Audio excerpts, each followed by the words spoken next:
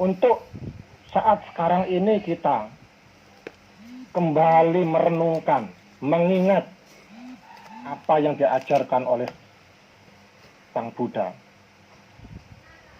yaitu mengembangkan perbuatan baik. Karena tidak ada satu orang pun yang ingin hidupnya menderita.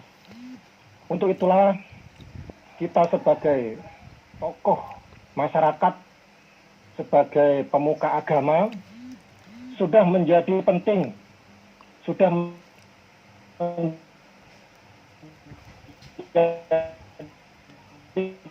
keharusan untuk kita mengamalkan agama dengan daek, karena agama itu hanya sebagai rakit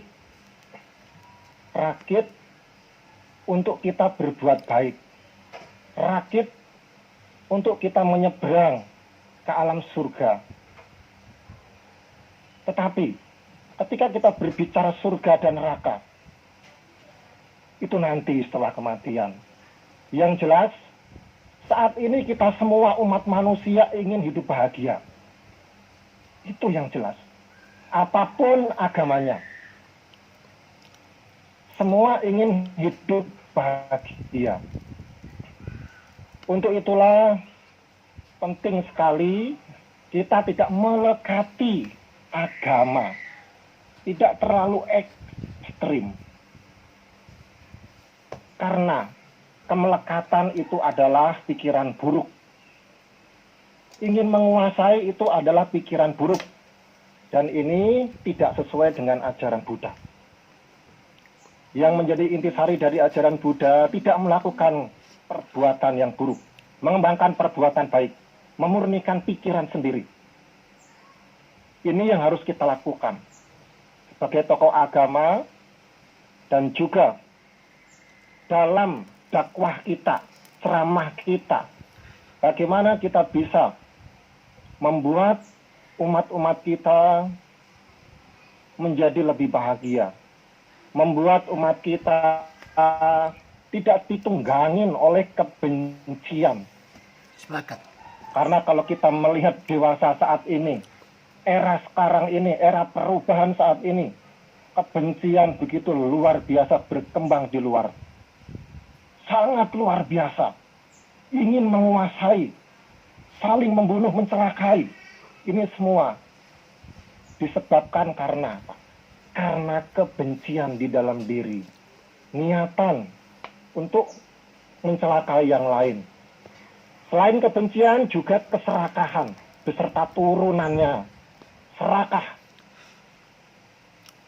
Sehingga karena keserakahan ada korupsi, ada mengambil barang yang tidak diberikan, menghabisi nyawa makhluk-makhluk lain, umat-umat yang lain, karena serakah ingin menguasai. Untuk itulah agama hadir di Indonesia ini bukan untuk menguasai, tapi membuat perubahan.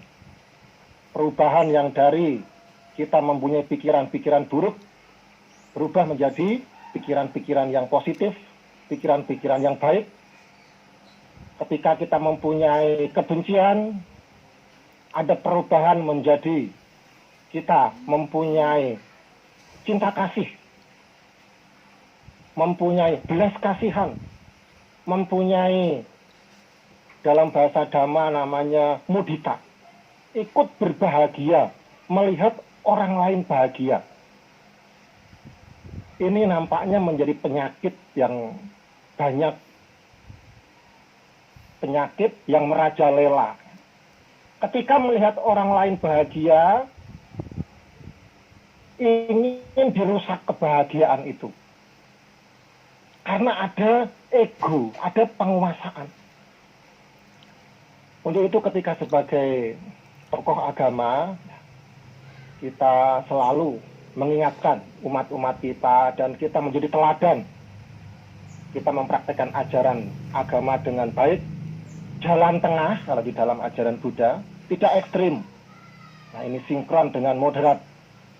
Ini kita selalu mendukung karena ya ajaran Buddha, atau umat-umat Buddha di Nusantara ini, ya memang perkembangannya sangat sulit, bahkan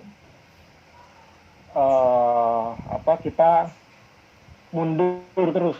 Tetapi ya, kembali lagi yang diajarkan Sang Buddha itu tidak mencari umat, tetapi pesan Sang Buddha adalah bagaimana dhamma yang diajarkan Sang Buddha itu bisa memberikan kebahagiaan, kesejahteraan kepada semua makhluk. Untuk itulah semua makhluk bisa artinya belajar, mempelajari ajaran Buddha tanpa pindah agama, tanpa pindah sekte. Kenapa? Karena semua makhluk ingin bahagia. Semua makhluk ingin bahagia. Dan ya, kita ada solusi-solusi untuk hidup bahagia. Salah satu solusi adalah dengan Vipassana Bhavana, meditasi pandangan terang.